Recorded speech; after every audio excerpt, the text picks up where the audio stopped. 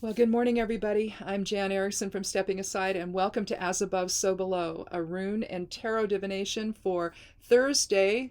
What are we here? The third day of March, 2022. Well, I hope you've had a good week so far.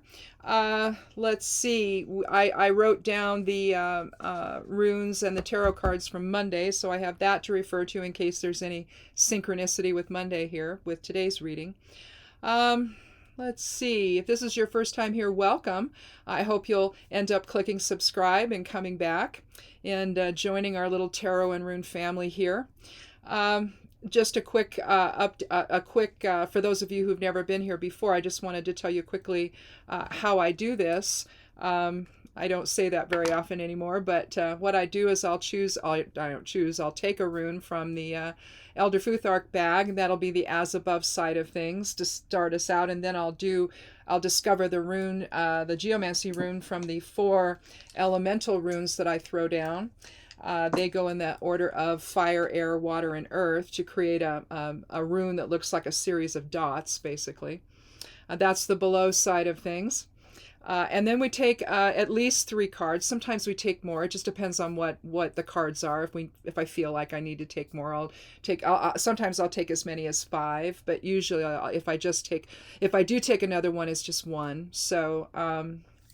So there's that, and then we just kind of talk about all of it and see how it all relates. I kind of look at the runes as the significators, if you will, for the reading, kind of get us in the direction that we need to go. But the cards could go and upend all of that, and whatever initial interpretation I start out with those, it might actually go in a different direction. So just know that I don't do predictions. I just do influences. So it just kind of gives you some things to think about, for the next few days until we meet again on Monday. We do this Monday and Thursday of every week. Let's see. So let's take a look then at the esoteric influences for today. I put those out on Sundays for the whole week over on the blog at Stepping Aside. And if you click on Show More under the video, you'll see everywhere I'm at. You'll see links to the blog and all of that. So you can go there and see the whole thing, or you can get it in your inbox, which I know it's like, oh no more in my inbox. But I do send it out in a newsletter form, and lately I've been putting the ray information for the rest of the week, the cosmic rays and the influences they have. And I've also been, if there's anything else, that I think, is cool to put on there, I'll do that too. But it's just an informational thing. So if you want to sign up for it, you can. If you don't, if you have it for a while, you don't want it, you can always scroll down to the very bottom, and there's a place where it'll say unsubscribe, and you can unsubscribe there. It's no big deal. It doesn't cost you anything. It's just information. So anyhow, this is from Thursday. This is for today. We have a 3 numerology, so imagination, self-expression, attention to details. Now the rune, I have a rune from the Elder Futhark and the geomancy rune that's from this post, from the esoteric influences for Thursday. That's probably not going to be the ones that I draw here for the reading, though, although once in a while it ends up being the case. But that's an interesting synchronicity when that happens. But Sewillow's the rune for today, and that's the higher self, or the will, or energy, or confidence, healing, and illumination.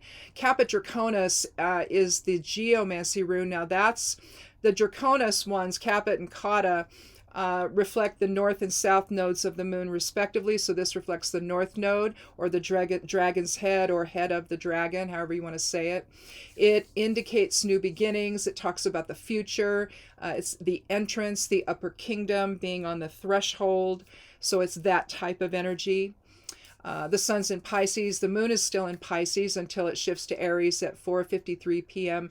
Pacific Standard Time. And remember, this month, later on this month, we're going to shift to daylight savings time, or see, I get them all confused. Anyway, it's going to be Pacific Daylight Time. Anyway, without my mother used to always explain this to me, but she passed in 1996, and since then I've just I do the best I can. I don't know, but anyway, the planetary governance today: Jupiter governs Thursdays.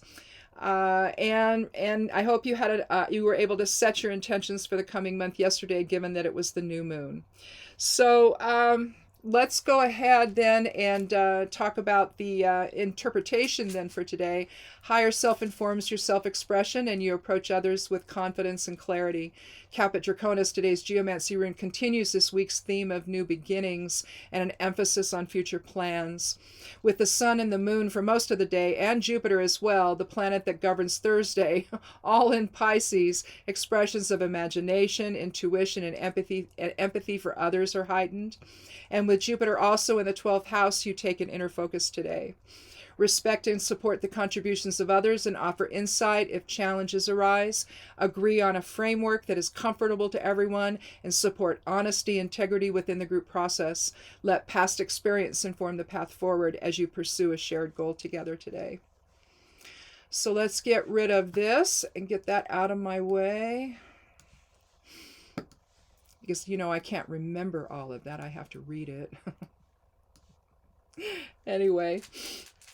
And plus, I've just finished next week's Esoteric Influences, and so I've got all that in my head, too. So it's like, there's just only so much room there, you know what I mean?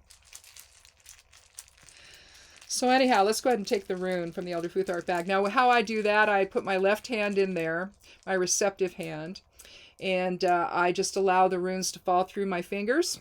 And the last one's the one. We have Phthala today. Phthala is the 24th rune of the Elder Futhark.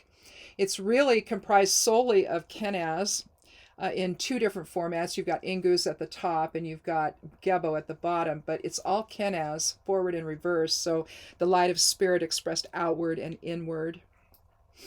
But this is about tradition and inheritance and possessions and family and heritage and the Akashic record. It's also about protection, but the protection that all that can give you. So we've got really, with that in terms of the as above side of things, then we can interpret that as being, say, maybe the overall experience of who we are collectively together as souls, aspects of the Creator focused into form. All of that is really, I mean, we're no more separate. I mean, we might look like individuals, we may look separate, but we're not. And Phthala just basically brings all of that together into one energetic experience of light, basically, of source presence. So let's see, let's arrange these in the order they're supposed to go. Oh, well, we have Caput Draconis, which does align with the geomancy rune from the Esoteric Influences today. That can happen. It's been happening a little bit. Sometimes it's the geomancy rune. Sometimes it's the Elder Futhark rune. I remember one day we had Birkenau, and that was the rune from the Esoteric Influences for that day as well. But this is Caput Draconis. Again, the head of the dragon. North node of the moon influence. With the north node of the moon, you're looking at new beginnings. You're looking at the future. With the south node, you're looking at the past, but in terms of karma.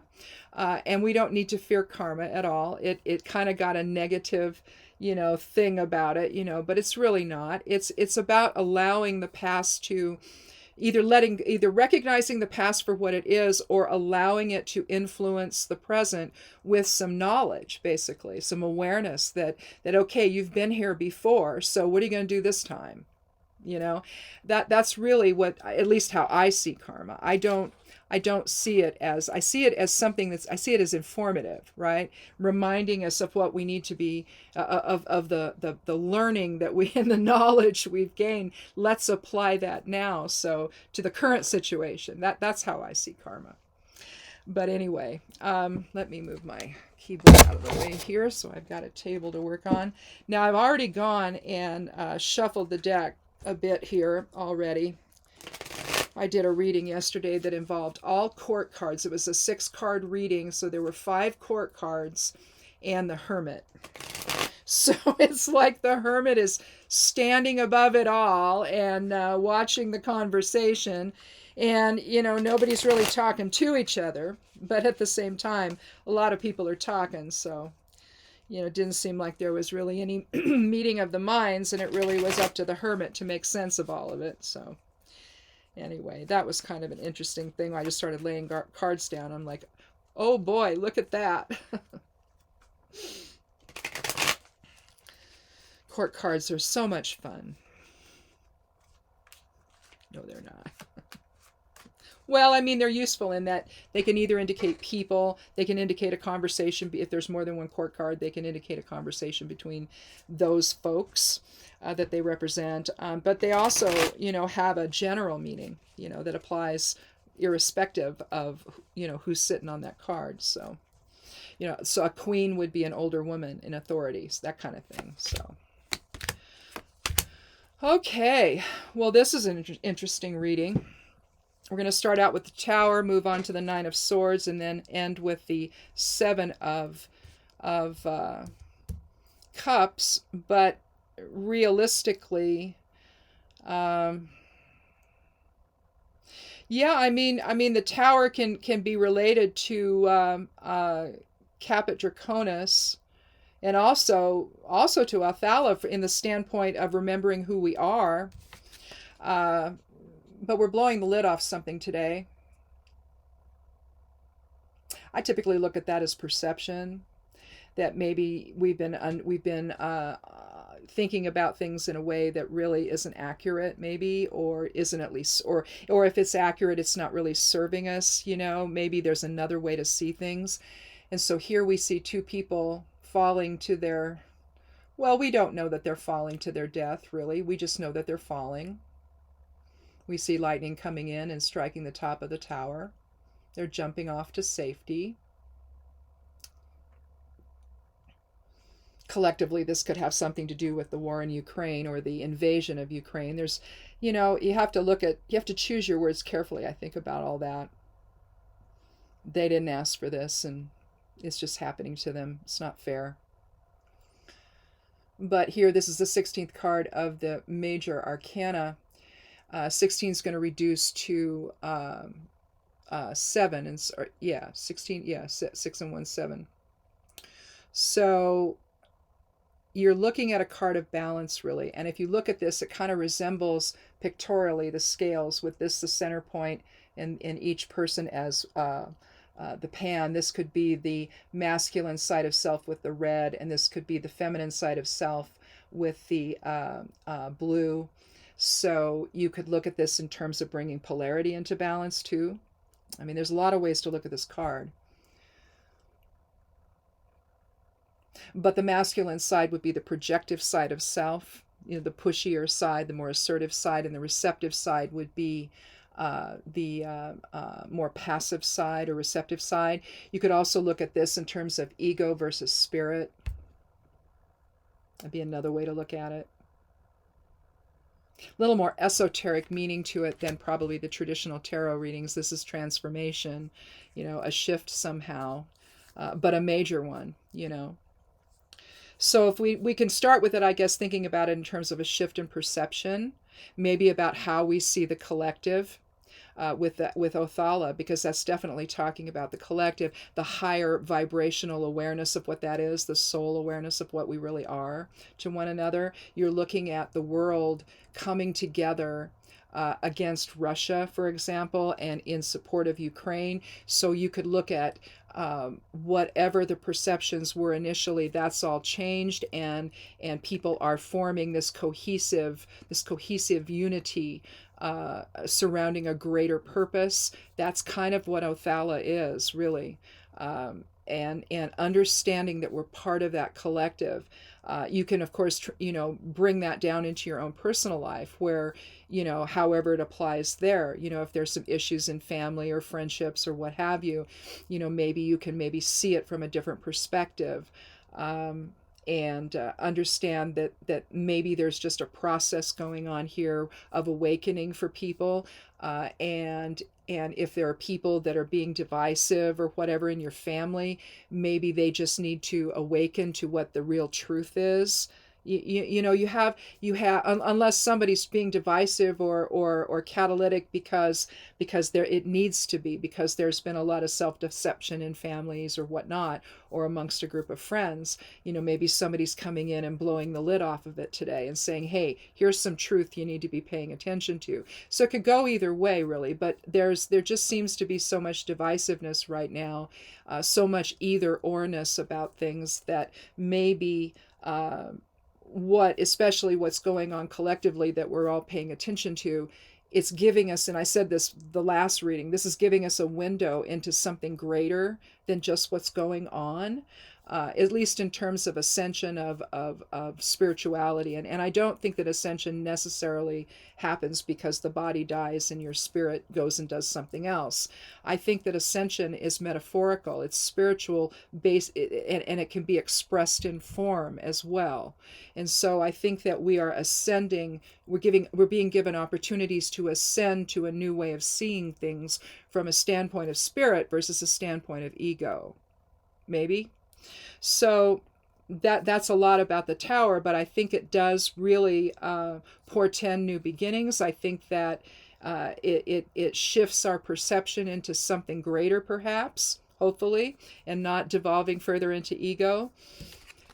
Let's move on to the nine of swords, though. Here we see someone waking up from a nightmare, or sometimes it's like when you can't turn your thoughts off at night when you're trying to go to sleep, and you maybe you wake up and you're still thinking about it. You wake up in the middle of the night, you're still thinking about it.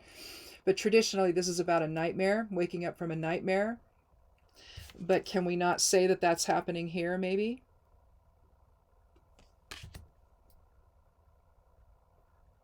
Nine is about endings, completion, generosity, and spirituality, altruism, letting go of perceptions that no longer serve. Again,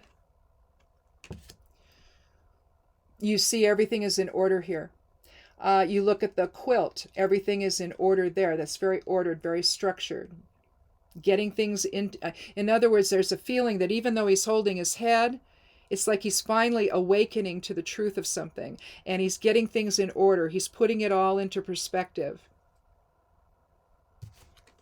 Transformation, another key word for the tower. And I just see this as having some level of transformation there as well. And even though this is a card of swords, which is the air element and about intellect and all of that, all the mental faculties, you see the bed that he's sleeping on is red, so there's a little bit of fire element there as well. Balance, and having the will to put everything in order, maybe. And finally, put to rest things that are no longer serving you, perceptions that are no longer serving you. Of course, then we get this. We get the Seven of Cups, which traditionally it's like your head's in the clouds and you're not being very realistic. So maybe we could put this one first, and if we read it that way, see, I also see this as dreaming new dreams, aspirations, hopes, aspirations, dreams of something positive in your future, maybe. But realistically, and see, here's the thing, this is a card of balance. It's a 7, a card of spirituality and balance. Think the scales, see, and that's going to align well with the analogy of this looking like the scales. This is coming to center, coming to balance. And that's the problem I have with looking at this card in terms of being unrealistic or all of that. Or it's just suggesting that you need to, but if you don't know numerology, you're not going to necessarily read it that way. Or if you don't consider it, you're not going to read it that way.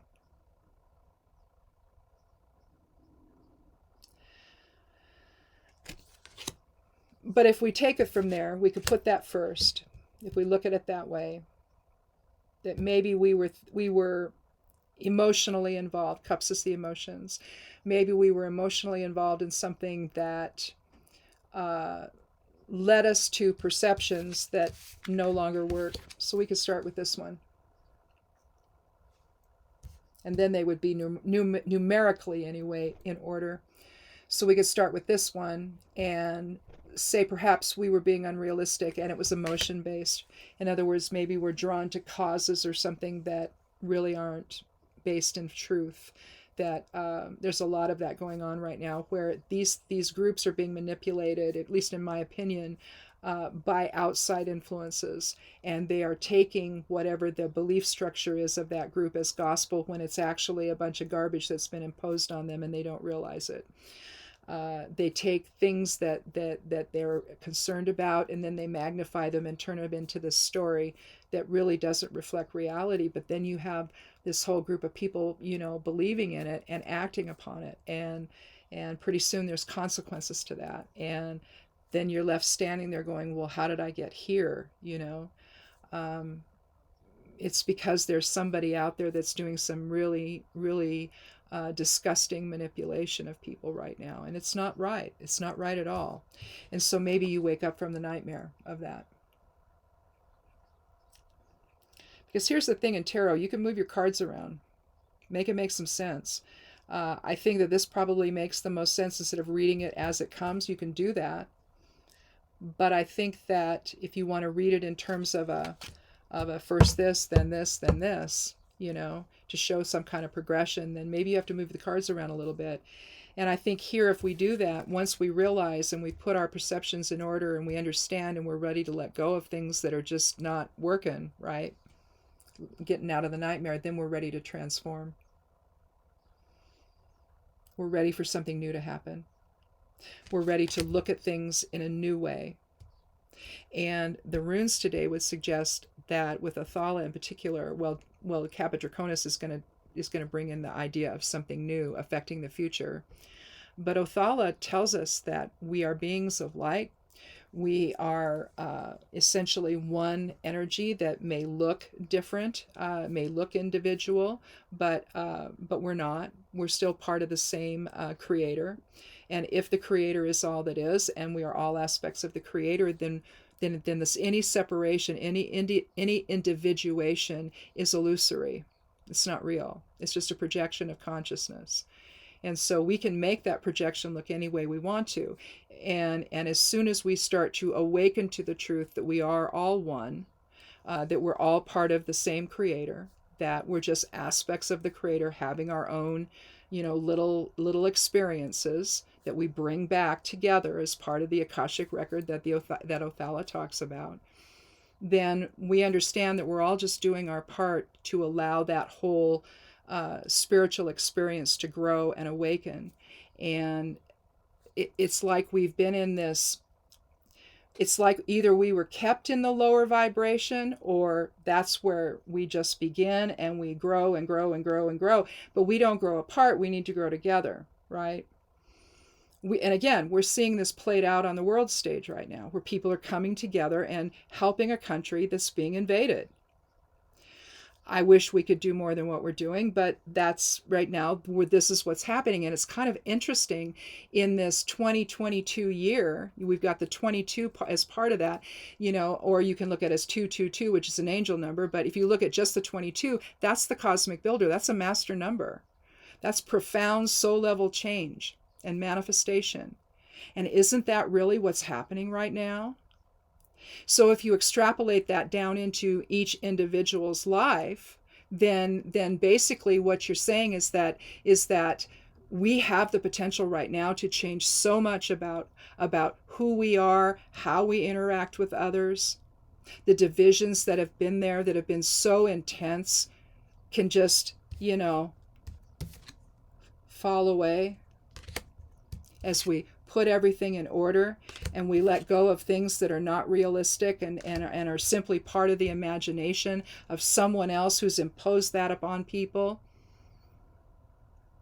spoken to their grievances, spoken to their concerns, gotten them together, and then out come the lies. See? I really think that this is you can term it maybe good versus evil, maybe. Or you can look at it as spirit versus ego. Ego is always going to try to rise up and control the situation, to control the narrative. But at the end of the day, spirit is going to overtake that. And I think that that's what we're seeing right now. I think that's what we're going to see this year. I don't think that this is simply a reflection of what this reading is. I think that the reading itself is reflecting what's happening in this 22 year, basically. At least that's my opinion.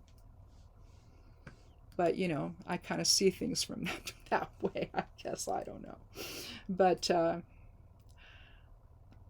I think that that's really what this is about. I think that we're talking about who we are together collectively. and to let go of the fantasy, to get the perceptions in order, to let go of things that, that you got to wake up from the nightmare of all of that. I mean, we've all been there, where we are thinking one thing and then suddenly the light bulb goes off and you can't ignore it. And you see that you've been operating under an illusion, and you meant well, you thought you were doing the right thing, but you thought you were seeing it right. But then all of a sudden more facts come in and you're like, oh boy. And then you start to examine, well, how did I get there?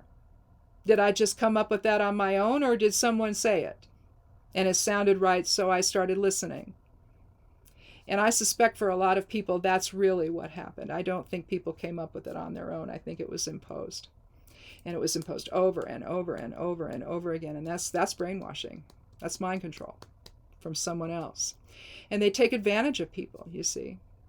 And I think that we're starting to awaken from that. I think we're starting to see that it was all nonsense, and that it's costing people in a way that it should only cost the people that were doing it, right? That were imposing that on people. They're the only ones who should have to be responsible for that. So enter the tower, and we find our balance once again.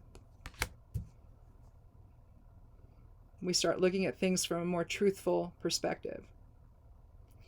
And